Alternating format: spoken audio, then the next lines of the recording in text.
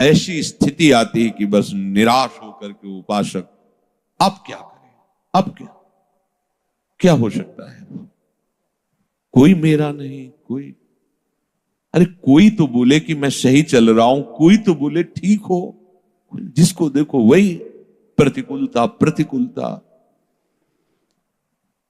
क्योंकि सुख में, अनुकूलता में संसार का संबंध दृढ़ होता है, इसीलिए कृपालु हरि उसे सुखानुभूति संसार में नहीं होने देते, कहीं संबंध दृढ़ नहीं होते, केवल कृपा ही कृपा दिखाई देती। जब वो ऐसी ऊंचाई पे पहुंचता है, लौट के देखता है कि आहा, ये तो केवल हरि कृपा थी, नहीं एकदम सीधी चढ़ाई और ऊपर से काई, कैसे हम चढ़ सकते थे, ये तो केवल ऐसा हुआ कि आंख खुली और चढ़ गए, प्रयास ही नहीं हुआ, ये तो केवल कृपा ने किया।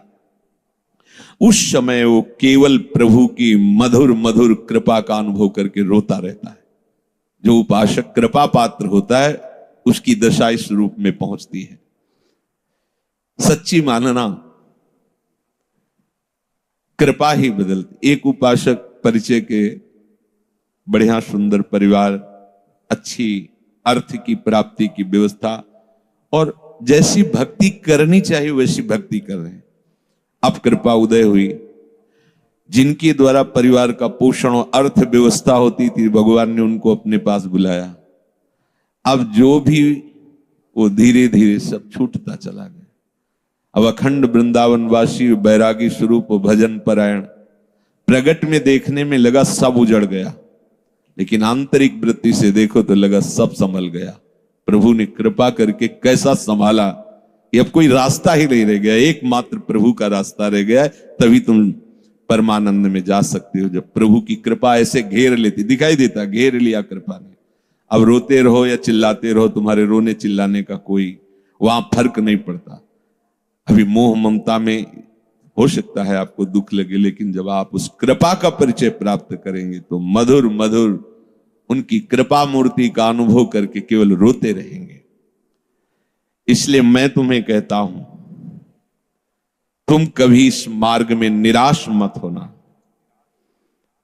मैं तुम्हें सच्ची अनुभव की बात बताता हूं, प्रभु जिस पर कृपा करके ऐसी विषम परिस्थिति देते उसके साथ रहते हैं। ये बात पकड़ लो। जब तुम्हें सब छोड़ रहे हो, प्रतिकूलता घेर रही हो, अव्यवस्था घेर रही हो, तो तुम आसपास अनुभव करना वो है, क्योंकि वो ऐसे में छोड़ नहीं सकता। जब वो इतना बड़ा कृपा करके हमारे साथ महामहिम कार्य कर रहा है, माया मुक्त करने, वो जानता है कि बहुत कमजोर हैं, लड़खड़ा जाएंगे, इसलिए वो साथ रहते हैं, हरि साथ रहते हैं। और वो धीरे धीरे कहते रहते, मैं तुम्हारे पास हूं, डरना मत। संत रूप में, गुरु रूप में, शास्त्र रूप में वो समझाते रहते, डरना मत, मैं तुम्हारे पास हूं।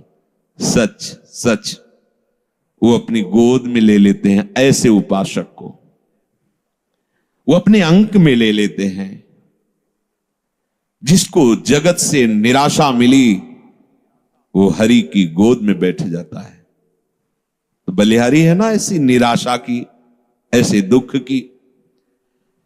अब हम कभी भूल न करें, धन की प्राप्ति, कीर्ति की प्राप्ति, जगत में सम्मान की सफलता, इसमें कभी भगवान की कृपा का अनुभव न करें, ना करें, आज्ञा दे रहे हैं।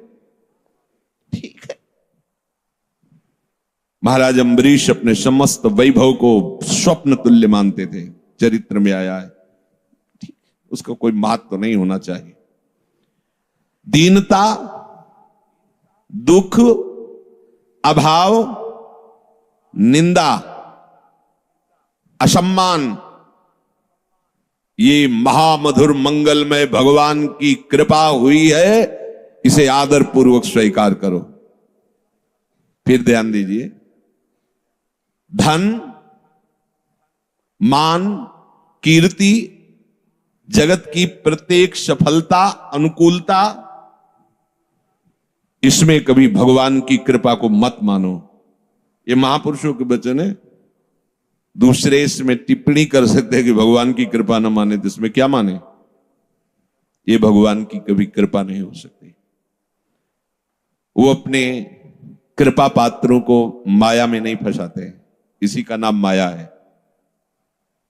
जब उसकी चित्त वृत्ति भगवदाकार होती तो स्वयं यश फैल जाता है, स्वयं सारे वैभव उसके चरणों में लौटते हैं, पर वो उसका आदर नहीं करता, अंदर से उसके प्रति मात तो नहीं रहता। ये अंदर की बातें हैं।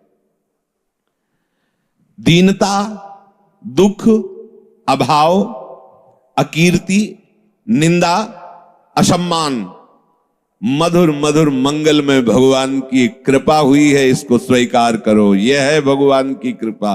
अब बोलो हमारे ऊपर भगवान की बड़ी कृपा है। अनुभव करो तुम्हारे ऊपर प्रभु की बड़ी कृपा है। जो इस मार्ग में अमुक प्रकार का अगर वास मिल जाता, अमुक अमुक प्रकार की हमारे को सुविधा मिल जाती, अमुक भोजन पद्धति से मिलता, अमुक प्रकार से लोग हमसे मिलते, अन्य अन्य सुविधाएं, तो हम समझे भगवान की कृपा है। ये अज्ञान है, कभी इसे अपने हृदय में आने मत देना। जब कोई आपको आदर से बुलाए, कोई सम्मान करे, तो आपकी दृष्टि में भी वो नहीं आना चाहिए, आंतरिक दृष्टि में। जैसे कोई हमें जिस गली में जाते हो गाली देता हो और हमसे द्वेष मानता हो, तो हम उस गली में भी नहीं जाना चाहेंगे, अहंकार होने के कारण। ऐसे भक्त जिस गली में आदर होता हो, माला पहनाया जाता हो, उसकी कीर्ति सम्मान हो, उस गली में नहीं जाना चाहिए। और जिस गली में अपमान होता हो, गाली मिलती हो, हफ्ते में 1-2 बार तो उसमें जाना ही चाहिए, जिससे पता चलेगा कि हमारे हृदय की स्थिति क्या है। यह है उलट याप में समा, ये उल्टा मार्ग है। जब आपके हृदय में निंदा करने वाले का और प्रशंसा करने वाले का, दोनों के प्रति कोई भगवत भाव के सिवा अन्य भाव ना हो, तो समझ लेना अब कृपा फलीभूत हो गई है, अब हृदय की स्थिति बन गई। श्री स्वामी ओंकारानंद सरस्वती जी नजफगढ़ के, जब उनके पास गए, पहले से ही जन्म से ही उनकी कृपा रही, पूर्व ग्रह में जाते रहते थे। तो जब संत वेश में गए, नई अवस्था, बहुत हंसे। कहा बेटा हमें पता था ऐसा ही होगा, पर ध्यान रखना साधुता बहुत कठिन बात है। साधु को कुत्ते जैसा स्वभाव बनाना चाहिए।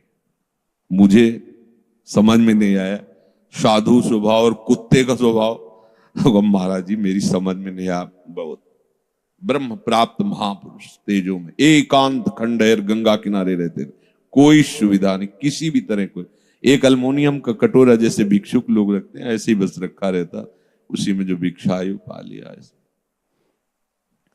बोले बेटा जैसे कोई साधु को आदर से बुलावे कि आओ भिक्षा ले लो, जब वहां पहुंचे और दबका के भगा दे, वो 4 कदम चले फिर आदर से आओ, तो बोले उसको सोचना भी नहीं चाहिए कि अभी तो दबकाया था फिर बुला क्यों रहा है।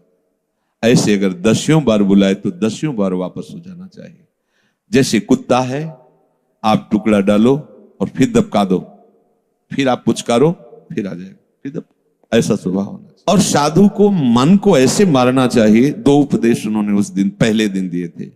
जैसे बंदर सांप को मारता है, हमने कभी देखा तो था नहीं, तो बेटा वो बड़े भाव में एकदम बच्चों जैसा स्वभाव होता है, जो ब्रह्म प्राप्त महापुरुष बंदर जैसे सांप को ऐसे पकड़ता है, वो खूब हंसते, ऐसे वो एकदम ऐसा लगता हंसी की धारा आ रही, आनंद की धारा, लाल चेहरा हो जाता है।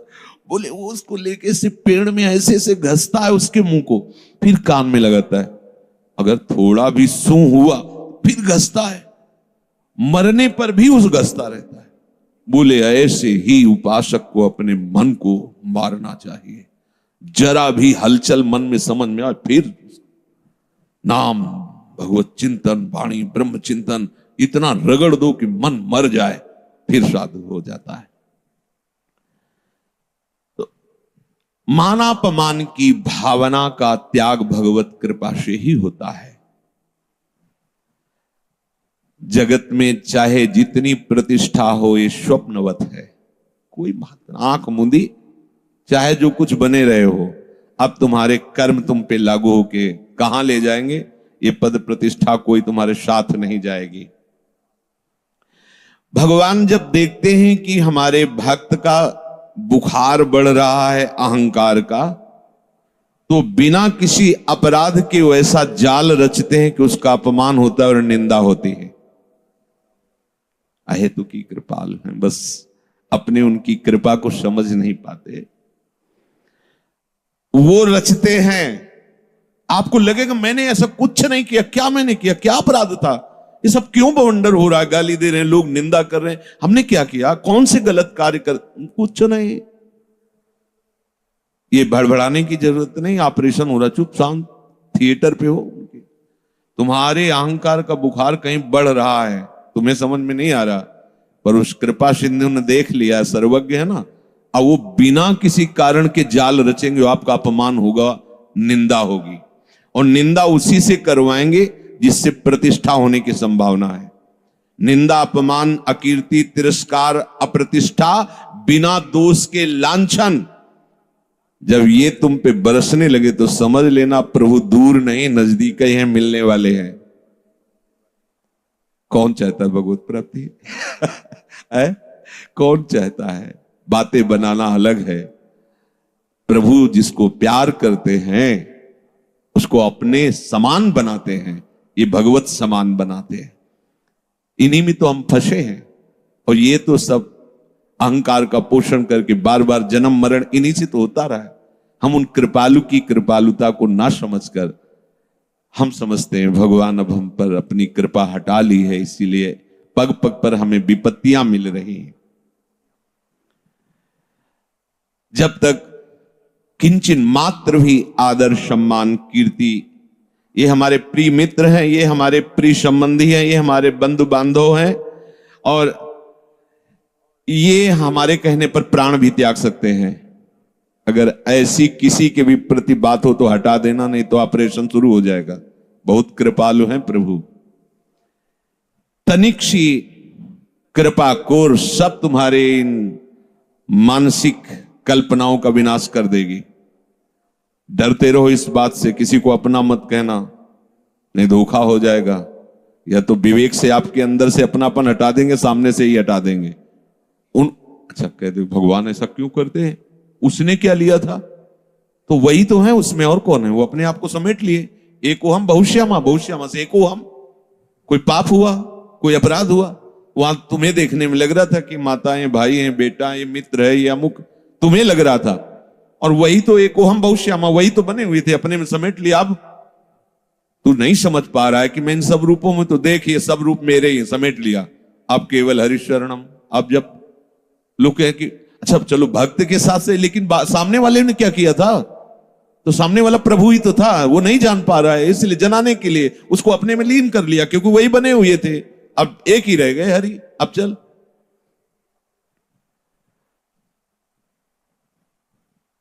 अपने हृदय में हमें कोई बुलाए, हमें कोई प्यार करे, हमें कोई सम्मान करे, हमारी प्रशंसा हो, उपासक को ऐसी आशाओं का त्याग कर देना चाहिए। जब ऐसी आशाओं का त्याग होता है तभी भक्ति से बुद्धि भगवत युक्त मानी जाती है। अगर ऐसा नहीं है तो नास्ति बुद्धि रयुक्तस्य, उसकी बुद्धि प्रभु में युक्त नहीं हुई है।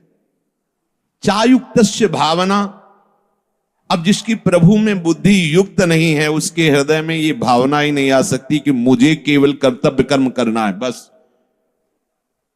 मैं भगवत मार्ग का पथिक हूं, उपासक हूं, मुझे वही करना है जो मेरे शास्त्र और गुरुदेव कहते हैं। अगर बुद्धि प्रभु में स्थित नहीं है, भोगों में स्थित है, तो ये निश्चय ही नहीं कर सकता, नहीं कर सकता। सब देखने को मिलता है।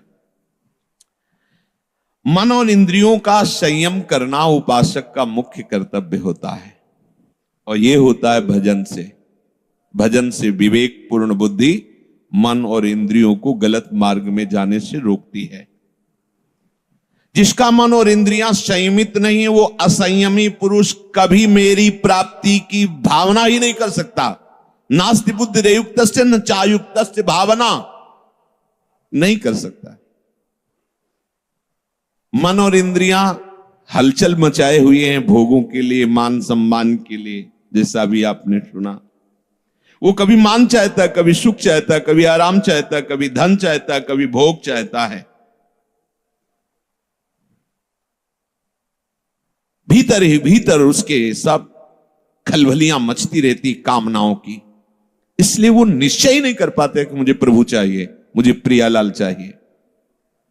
और जिसकी बुद्धि प्रभु में नहीं लगी, अर्थात मेरे को केवल कर्तव्य पालन करना है, भगवत प्राप्ति तो गुरु कृपा से होगी, मैं एक भी अक्षर उनकी आज्ञा का उल्लंघन नहीं कर सकता, कुछ मिले ना मिले, इसे कहते हैं युक्त बुद्धि। तो नचायुक्त से भावना, जब कर्तव्य पालन की तुम्हारे अंदर बात ही नहीं आई, तो कामना, आसक्ति, नाना प्रकार की भोग वासनाएं ये अंदर बनी तो रहेंगी। और जब तक इनका त्याग नहीं होगा तब तक भावना ही नहीं बनेगी कि हम प्रियालाल को कैसे रिझाएं, प्रियालाल को कैसे प्राप्त करें।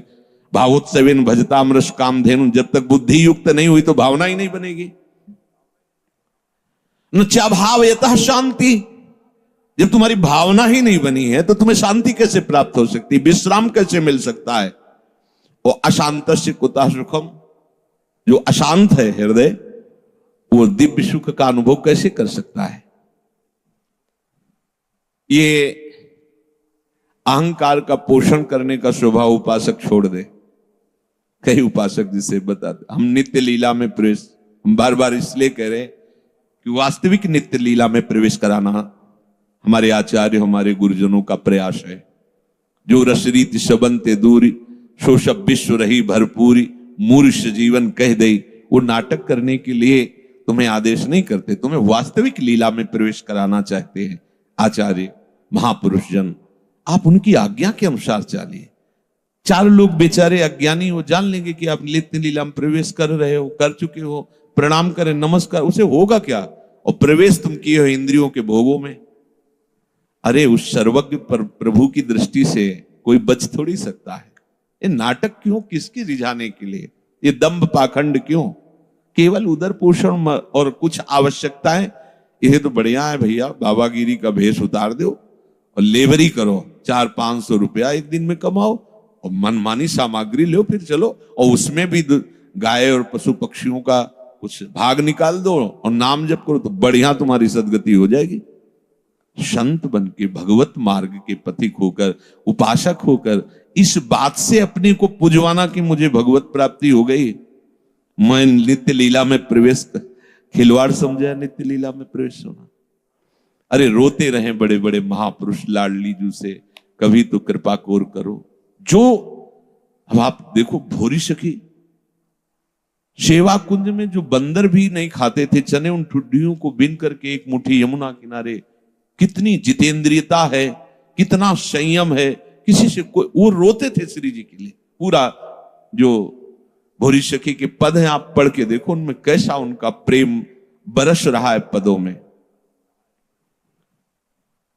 अगर हम वास्तविक नित्य लीला में प्रवेश होना चाहते हैं तो हमें अपने मन और अपने इंद्रियों को प्रियालाल के उच्छिष्ट में ही संयमित करना होगा। और बुद्धि में निश्चय करना है कि चाहे जितना तुम हमें प्रलोभन दो, चाहे जितना तुम हमें आकर्षित करो, इस जन्म में चूक होने वाली नहीं। इस जन्म में मुझे प्रियालाल चाहिए। किसी के द्वारा दिए हुए सम्मान को कभी स्वीकार मत करना, ये बहुत बड़ा जहर है।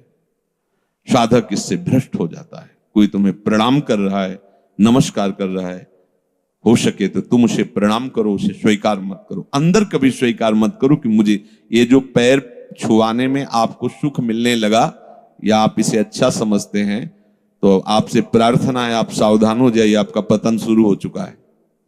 कोई भी हो, अगर जो झुक करके आपको प्रणाम कर रहे हैं, पैर छू रहे हैं, और तो आप समझ लीजिए कि आपने अपना पतन शुरू कर दिया है। आपकी स्वीकृति, वो आपको गाली दे तो कोई फर्क नहीं, कोई प्रणाम करे तो कोई फर्क नहीं, होना चाहिए। अगर फर्क है अंदर में तो तुम देख लीजिए। शरीर स्वस्थ हो तो अगर तुम्हें कोई पंचांग प्रणाम कर रहा है तो तुमको भी पंचांग प्रणाम करना।